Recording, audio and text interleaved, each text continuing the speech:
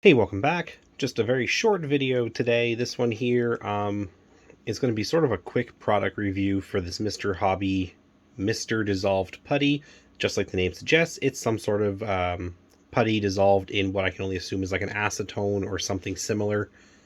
It has a very strong smell. I want to say that right off the bat. To the point where if you don't have a decent ventilated hobby space, I would not touch this.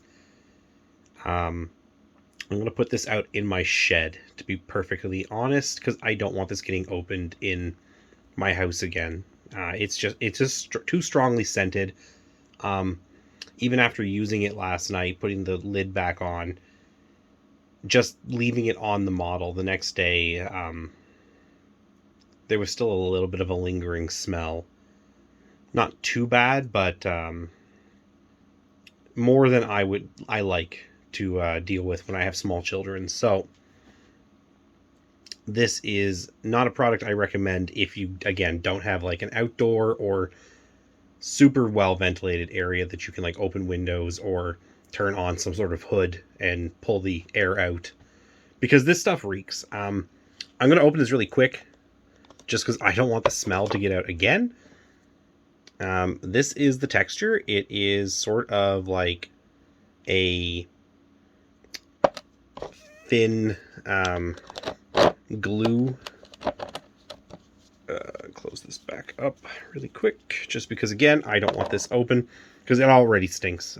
My room already smells. That's how strong this is. I'm actually really surprised at how strong that smells. Whew. Yeah, that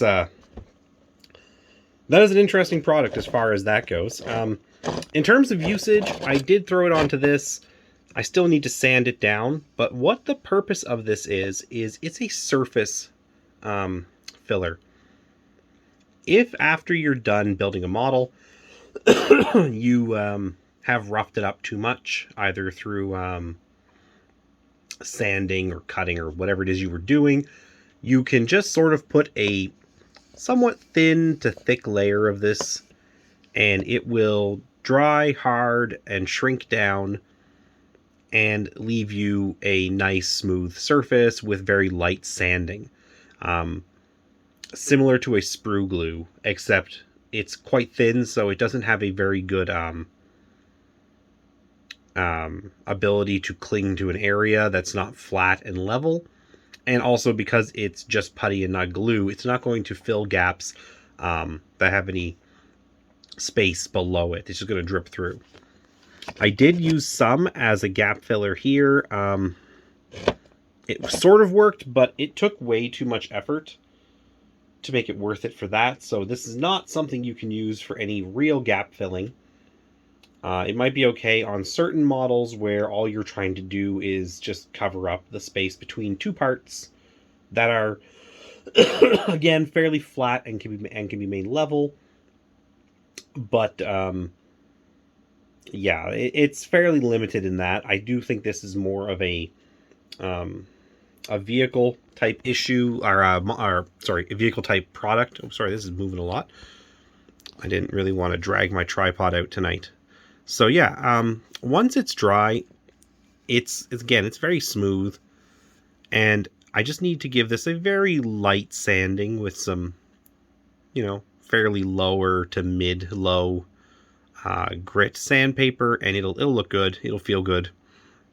And that's all I was looking for there, because I did actually scuff this area up quite badly, if I'm going to be honest, with a metal file, because I was too lazy to go find my emery board, and I said, oh, this metal file will be fine. It wasn't fine. This product did a great job filling it. This was just, it was scratched to shit, and had these fairly, relatively deep gouges in this area. And they're all basically gone, so I'll be able to clean this up quite nicely. But again, and right on here, I'm going to show you this too. Harmful if inhaled. Do not take this. Honestly, as far as using it in your house goes, it's just not a product I could recommend to anybody, unless you know your space better than I do.